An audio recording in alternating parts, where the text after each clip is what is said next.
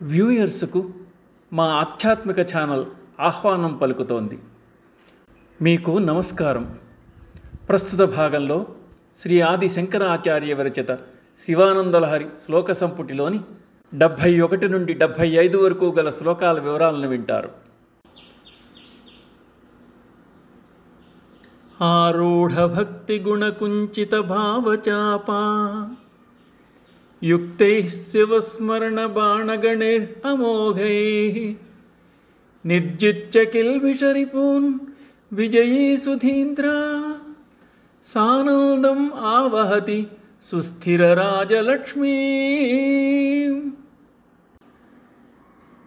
రాజనిడివాడు ధనుర్బాణములతో శత్రురాజులను జయించి రాజ్యలక్ష్మిని పొంది సార్వభౌముడైనట్లు విద్వద్వర్యుడు ఆరూఢ భక్తిని అల్లెత్రాటిగా అంతఃకరణ ప్రవృత్తిని ధనస్సుగా అమర్చుకొని అందు ఈశ్వర స్మరణమును బాణముగా ఎక్కుపెట్టి పాపములనుడు శత్రువులనెల్లా జయించి ఆనందముతో పరమేశ్వర సారూప్య లక్ష్మిని పొందుతున్నాడు. అంతఃశత్రువులైన పాపములు ఈశ్వర స్మరణ చేత మాత్రమే నశిస్తాయి. విద్వద్వరేణ్యుడైన వాడు పాపములను ప్రక్షాళన గావించుకొని శివునిలో ఐక్యమవుతాడు. పాపములను జయించవలనన్నా అందుకు భక్తి అనే ధనస్సు కావాలి. అల్లెత్రాడు అంతఃకరణము కావాలి. వింటినారిని బిగించిన ధనస్సునందు తిరుగులేని వ్యర్థముగాని బాణమును ఎక్కుపెట్టాలి. ఆ బాణము అమోఘమైన శివస్మరణమే కావాలి. అటువంటి తిరుగులేని బాణమును ప్రయోగించిన విద్వద్వర్యుడు పాపములనే శత్రువులను నిశ్శేషముగా నిర్మూలించి మోక్ష సామ్రాజ్యలక్ష్మిని పొందగలుగుతున్నాడు అంటున్నారు శంకరాచార్యుల వారు. ధ్యానాంజనేన సమవేక్ష్య తమః ప్రదేశం భిత్వా మహాబలిభిరీశ్వరనామమంత్రైః దివ్యాశ్రితం భుజగభూషణం ఉద్వహంతి ఏ పాదపద్మం ఇహతే శివతే కృతార్థా.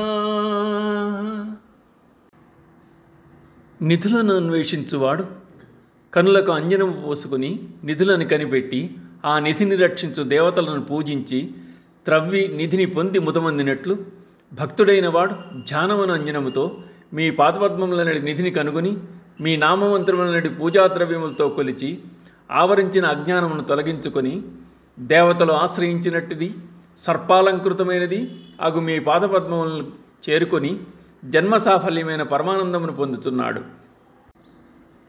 శివుని పాదాలను ఈ శ్లోకమందు గొప్ప నిధిగా వర్ణించారు శంకరులు. భూదేవిని రత్నగర్భ అంటారు. భూమిలో ఎన్నో సంపదలు నిక్షిప్తమై ఉన్నాయి. అయితే భూమిలో నిక్షిప్తాలను వెలికితీయడం అంత సులభం కాదు. వాటిని కనుగొనే మార్గాలు తెలియాలి. అందుకు ప్రయత్నం చేయాలి, దీక్ష వహించాలి. నిధిని అన్వేషించాలంటే కంటికి అంజనం ధరించాలి. నిధిని కనిపెట్టడం ఒక వంతైతే దాన్ని బయటకు తీయడం అనేది అత్యంత కష్టంతో కూడుకున్న పని. భూమి లోపల రాళ్లతో రప్పలతో నిధి కప్పబడి ఉంటుంది. దానిని త్రవ్వి బయటకు తీయవలసి ఉంటుంది. నిధి ఉన్న స్థలాన్ని సర్పాలు చుట్టుకుని ఉంటాయి. అన్యులను ప్రవేశింపనిపోవు. అవి వాటిని రక్షిస్తున్నాయా అన్నట్లుంటాయి. ఈ పరిస్థితులన్నింటినీ అధిగమించితే గాని నిధి చేతికి చిక్కదు. శివుని పాదపద్మములు ఒక పెన్నిధి. అయితే ఆ నిధిని ధ్యానమనే మార్గం ద్వారా దర్శించాలి. ధ్యానం అనేది శివపాదాలని చూసేందుకు ఉపకరించే అంజనం లాంటిది. ధ్యానంలో శివపాదమును దర్శించినంత మాత్రాన అంతా అయిపోయినట్లు కాదు. జీవులు చేసిన పాపాలు శివపాద దర్శనానికి ప్రతిబంధకాలు. వాటిని ప్రక్షాళన చేసుకోవాలి. శివదర్శనం సఫలం కావాలంటే ముందుగా ఆయన చుట్టూ ఉండే ప్రమథగణాలను ప్రసన్నం చేసుకోవాలి. ఆయన సామీప్యంలో ఉండే బ్రహ్మాది దేవతలు దాటి అంతరాలయంలోకి వెళ్ళగలగాలి. ఈశ్వరుని పాదములకు భూషణములుగా ఉన్న వాసుకి మొదలగు సర్పాలంకృతులతో ఉన్న ఆ పాదములను కొలిచి నిధిని దక్కించుకోవాలి. ఇన్ని అంతరాలను దాటుకుని వెళ్ళి శివపాద దర్శనం చేయగలిగిన వారు ధన్యులే అంటున్నారు శంకరులు. అందుకే శివభక్తులు కృతార్థులు. భూదారతాం ఉదవహద్యదపేక్షయా శ్రీభూదార ఏవ కిమతః సుమతే లభస్వ కేదారం ఆకలితముక్తిమహౌషధీనాం పాదారవిందభజనం పరమేశ్వరస్య. సద్బుద్ధి గలవాడా, దేని అందలి ఆపేక్ష చేత సాక్షాత్ శ్రీదేవి భూదేవి భార్యలుగా గల మహావిష్ణువు అంతటి వాడు వరాహ రూపమును ధరించెనో అది సుప్రసిద్ధమే కదా. అది మహేశ్వరుని పాద సందర్శనముకే కదా. అందుచేత అపేక్షితములైన సాలోక్య సామీప్య సారూప్య సాయుధ్యములనడు గొప్ప ఔషధులకు పంటఫలమైన మహేశ్వరుని యొక్క పాదపద్మముల సేవను పొందుము. తమలో ఎవరు గొప్ప అన్న విషయంలో బ్రహ్మ విష్ణులకు మధ్య వాగ్వాదం చోటు చేసుకుంది. శివుడు వారిద్దరి మధ్య లింగరూపంలో అగ్నిస్తంభమై ఆవిర్భవించాడు. ఈ మూడవ శక్తి ఏమై ఉంటుందనుకుని బ్రహ్మ విష్ణులు ఆ స్తంభం యొక్క ఆద్యంతములను కనుగొనాలని తచ్చారు. విష్ణు వరాహమై భూమిలోకి తవ్వుకుంటూ వెళ్ళాడు. హంసరూపము దాల్చిన బ్రహ్మ ఆకాశంలో ఆ స్తంభం యొక్క ఊర్ధ్వం చూడాలని పైకి ఎగిరాడు. ఆ స్తంభం యొక్క తుది మొదలు కనిపెట్టడం వారిద్దరి వల్ల సాధ్యపడలేదు. అంతట శివుడు అగ్నిస్తంభం నుంచి ఆవిర్భవించి వారి ఎదుట ప్రత్యక్షమయ్యాడు. విష్ణుమూర్తి వరాహ రూపము ధరించింది మహేశ్వరుని పదదర్శనునికే కదా అని శివుని పాదముల యొక్క విశిష్టతను వివరించి చెప్పారు శంకరాచార్యుల వారు. శివుని పాదములను ఆశ్రయించిన వారికి ముక్తి సాధకములైన సాలోక్య సామీప్య సారూప్య సాయుధ్యములు అనగా వరుసగా కైలాస ప్రాప్తి, ఈశ్వరుని సమీపం నుండుట, ఈశ్వరుని పోలిన రూపు కలిగి ఉండుట, చివరకు ఈశ్వరునిలో ఐక్యమవడం అనేవి శివపాద దర్శనం చేతనే సాధ్యపడగలవని చెప్తూ పరమేశ్వరుని పాదములను ఆశ్రయించమంటున్నారు శంకరులు. ఆశాపాశక్లేశ దుర్వాసనాది భేదోద్యుక్తై దివ్యగంధై అమందై ఆశాశాటీకస్య పాదారవిందం చేతః పేటీం వాసితాం మే తనోతు. దిగంబరుడైన పరమేశ్వరుని యొక్క పాదపద్మం నా చిత్తపేటికి అందలి ఆశాపాశములు పంచక్లేశములు మొదలగు దుష్ట సంస్కారములను దుర్వాసనలను అణిచి దివ్యములైన సువాసనలతో నింపుగాక. పాశములతో బంధించేది ఆశ. ఆశాపాశము నుండి విడిపించుకోవడం అంత సులభం కాదు. అలాగే పంచక్లేశములు.